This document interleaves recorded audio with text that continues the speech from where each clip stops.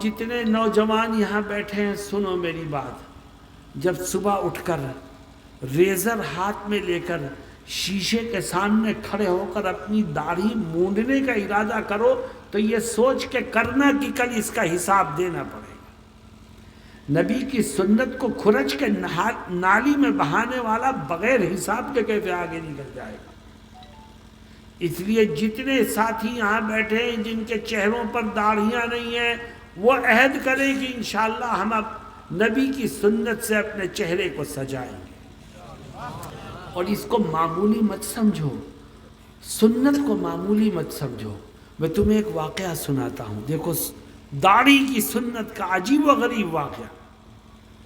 جب ہمارا دیش آزاد ہو گیا اور پھر ایک آواز چلی کہ دیش کا بٹوارا کیا جائے، تو بٹوارے کے بعد بڑے ہنگامے ہوئے، بڑے فتنے اور فساد ہوئے۔ جب بٹوارے کا وقت چل رہا تھا تو سہارنپور شہر میں دیوبند کے قریب وہاں پر بھی فسادات ہو رہے تھے، ہنگامے ہو رہے تھے۔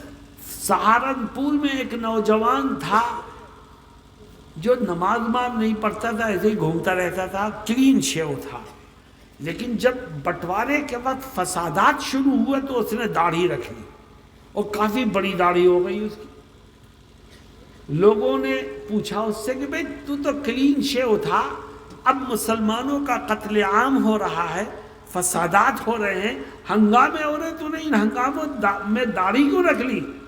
تو وہ کیا جواب دیتا ہے؟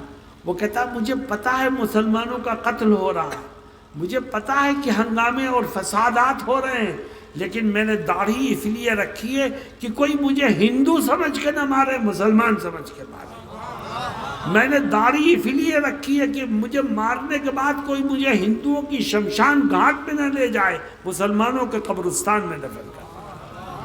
میرے دوستو، یہ ہمارا ٹائٹل ہے جو ہمیں ہمارے نبی حضرت محمد مصطفیٰ صلی اللہ علیہ وسلم نے دیا ہے۔ آج سے طے کرو کہ ہم اپنے چہرے کو نبی کی سنت سے سجائیں گے۔ دیکھو یہ پہلی نصیحت ہے حضرت لقمان کی، بہت جاندار، بہت عظیم الشان نصیحت ہے کہ جس کے دل میں حساب کا یقین بیٹھ جائے خدا اس کے لیے گناہوں سے بچنا آسان کر دے گا اور نیک راہوں پر چلنے کی اسے توفیق دے گا۔ اس لیے اپنے دل میں حساب کا یقین بٹھاؤ، جہاں پہنچو اس یقین کے ساتھ پہنچو کہ میرا رب مجھے دیکھ رہا ہے۔ اللہ ہم سب کو گناہوں سے بچنے کی توفیق عطا فرمائے۔